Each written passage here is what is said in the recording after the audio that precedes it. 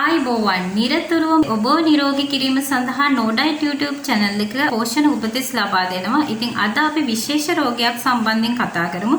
ජීවිතයේ යම් දිනකදී ඔබට හෝ ඔබගේ ආදරණීයයන් රැක ගැනීම සඳහා මේ ඔබට ප්‍රයෝජනවත් වේවි. අද අපි කතා කරමු පැපලෝ රෝගයේ සම්බන්ධයෙන්. පැපලෝ රෝගය එහෙම නැත්නම් චිකන් පොක්ස් වැළඳුන ඒ ඉතාමත් පීඩාකාරී අත්දැකීම් සමුදායක් සහිත රෝගයක්. මේ අපහසුතාවයන්ට සාර්ථකව මුහුණ දීමට ආරෝග්‍යයේ වැඩිවීම පාලනය කරගෙන ඉක්මන් සුවය වීමට ආහාර හා පාන වර්ග ඉතාමත් වැදගත් කාර්යයක් ඉටු කරනවා. අතීතයේ පැරණම් මේ දෙවියන්ගේ ලෙඩ විදිහට හැඳින්වුවා. ඉතින් මේහා බැඳුණු බොහෝ විශ්වාස ඒ වගේම ක්‍රම අතීතයේ පාතම්ම පැවතගෙන යනවා. අද සමාජය තුලත් මේ සැලකිය යුතු මට්ටමකින් මෙවැනි විශ්වාසයන් පවතිනවා.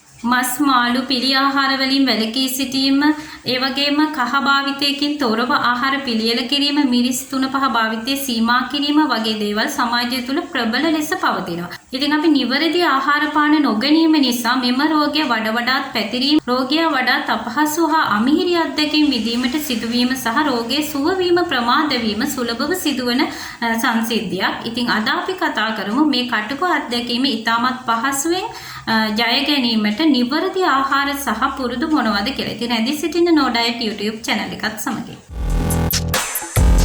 පැපලෝ රෝගය කියලා හඳුන්වන්නේ වෙරිසෙල්ලා සොස්ටර් කියන වෛරස් ආසාදනය නිසා ඇතිවන වෛරස් රෝගයක්. ඉතින් මේක හරිම වේදනාකාරී අත්දැකීම් සමුදායයකට රෝගියා මුහුණ දීමට සිදුවන රෝගයක් විදිහට හඳුන්වලා දෙන්න පුළුවන්. මේ රෝග ලක්ෂණ විදිහට උණ, වමනය ගතිය, කෑම අරුචිය, අධික තෙහෙට්ටුව, මස්පිඩු වේදනාව, සමමතු පිට වේදනාකාරී රතුපාට දිය බුබුලු ඇතිවීම, කැසීම, මේ ශරීරය පුරා පැතිරීම සිදු වෙනවා.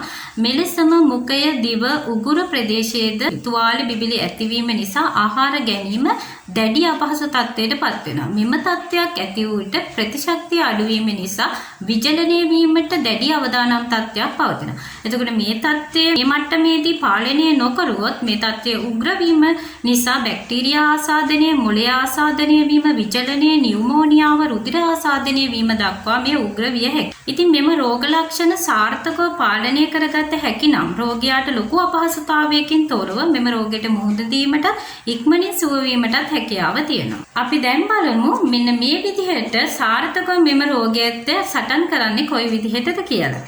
ප්‍රථමයෙන්ම මෙම රෝග ලක්ෂණ මතුව විගසම වෛද්‍ය උපදෙස් මත ඖෂධ ආරම්භ කිරීම වැදගත් වෙනවා. රෝග ලක්ෂණ පාලනය සහ ප්‍රමාණවත් දියර ලබා ගැනීම එතෙන් සිට ඔබ නිවැරදි ආකාරයෙන් සිදු කළ යුතුයි. එතකොට කටේ, දිවේ සහ උගුරේ ඇතිවන මෙම තුවාල බිබිලි හේතුවෙන් මේ තත්ත්වය තවදුරටත් වේදනාකාරී වීම වැළැක්වීම සඳහා සැර ආහාර, එහෙම නැත්නම් අපි මිරිස් 3-5 අධික ස්පයිසි ආහාර අඩු කරන්න ඕනේ. වගේම ආම්ලික අධික ආහාර, ඇසිඩික් ෆුඩ්ස්, ලුණු අධික ආහාර සහ දැඩි තත්ත්වයේ ක්‍රිස්පි තත්ත්වයේ පවතින ආහාර වලින් වැළකී සිටීම වැදගත් වෙනවා. එතකොට ප්‍රතිශක්තිය අඩු පුද්ගලයන්ට මේ තදින් බලපාන මිනිසා ગેස්ට්‍රයිටිස් තත්ත්වය උස්සන්න වීමටත් හැකියි.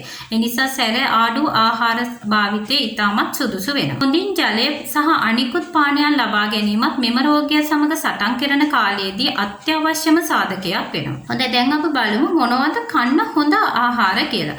මෘදු ආහාර, හසුවින් ගිලීමට හැකි ආහාර, අපි කියන්නේ soft diet කියලා.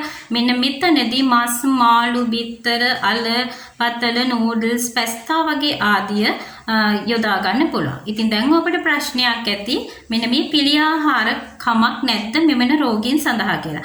අපේ ප්‍රතිශක්තිකරණ පද්ධතිය දුරුවහොත් අපිට මේ රෝගයත් එක්ක සටන් කිරීමට අමාරුයි. එතකොට වෛරසය ඇඟ පුරා පැතිරීමට, වෛරසය අපිව ආක්‍රමණය කිරීමට පෙළඹෙනවා. එතකොට අපේ ප්‍රතිශක්තියේ පද්ධතිය ඉහළ මට්ටමක පැවතුනොත් අපිට මේ රෝගයත් එක්ක හොඳින් සටන් කිරීමට සහ වෛරසය මැඩ පවත්වා ගැනීමට හැකියාවක් තියෙනවා. ඉතින් මෙන්න මේ ප්‍රතිශක්ති පද්ධතිය ඉහළ දැන්වා ගැනීම සඳහා මෙවැනි ආහාර ඔබ ආහාරයට එකතු කර ගැනීම ඉතාමත් වැදගත් වෙනවා.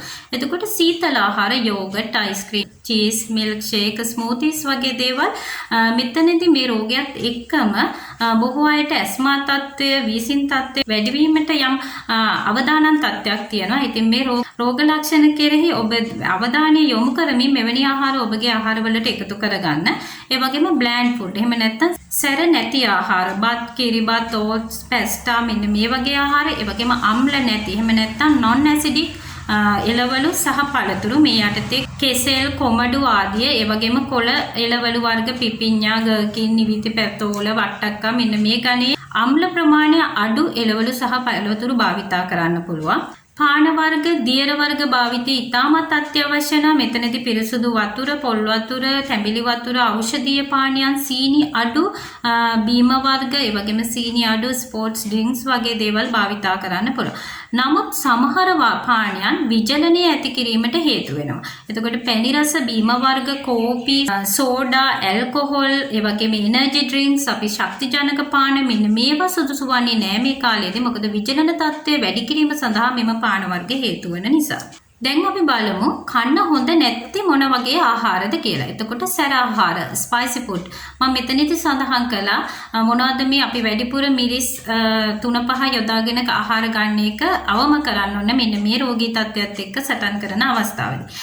ඒ වගේම ආම්ලික ආහාර මිදි අන්නාසි තක්කාලි පැංගිරි කොළයේ දෙහි දොඩම් වගේ දේවල් අධික අම්ල සහිත පළතුරු වර්ග ඒ වගේම පළතුරු බීම වර්ග විනාකිරි යොදා සකස් කරන ලද ආහාර කෝපි ඒ වගේම තද ක්‍රිස්පි ආහාර මෙතනදී පොප්කෝර්න් නට්ස් ඇට වර්ග සීඩ්ස් බදින ලද ආහාර මෙතනදී රෝගියාට ලබා ගැනීම අපහසු වෙනවා. ඒ වගේම ආහාර මාර්ගයට ආතති තත්ත්වය වැඩි වෙනමිට මෙවැනි ආහාර හේතු වෙනවා.